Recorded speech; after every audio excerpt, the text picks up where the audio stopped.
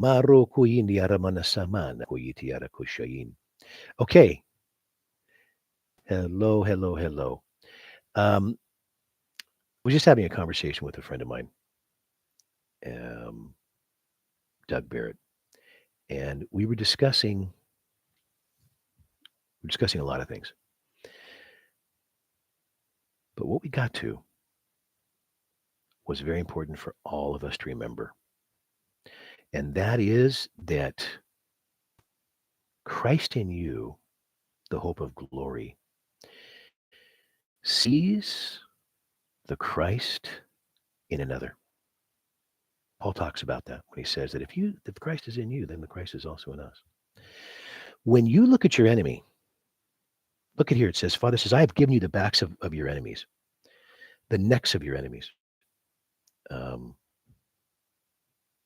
I don't know if that was in Psalm 18. Yeah. Anyway, how does he give us the neck of our enemy? When you see your enemy, this back here, the neck of your enemy, that is his. When you got the neck like that, you know what I'm saying? You control that man. He's given us the ability to see the ultimate truth about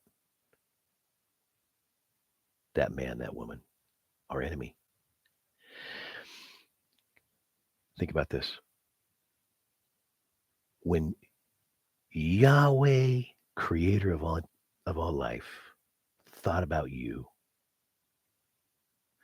his thoughts were perfect for you. He had the most beautiful life thought out, right? It was and still is perfect in your life. And when you walk in that, if any of us have walked in that, you know, when you walk in the Father's destiny and his will for your life is absolutely effortless and incredible and just amazing. Do you think that anyone that he created in the entire earth is any different than you? No way. So the thoughts that I have for you, he says, are thoughts to prosper you, not to hurt you. And he has those thoughts for every single man, woman, and child of the entire world. And it is your job, my job, to raise that up in that man. We don't look at them and see with our eyes and judge with our eyes what we see with our flesh, what we hear with the flesh, but we are to judge him righteously with Christ in the hope of glory. Where's the Christ in you? Initially, when Father imagined you and he placed inside your DNA everything that he imagined about you.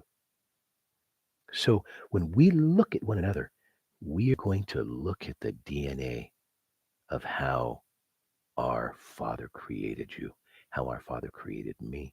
If I want to look at the DNA of how my Father created me, then I definitely want to look at the DNA of how my Father created you. You see, acknowledge that, raise that up, and then you are a son of God.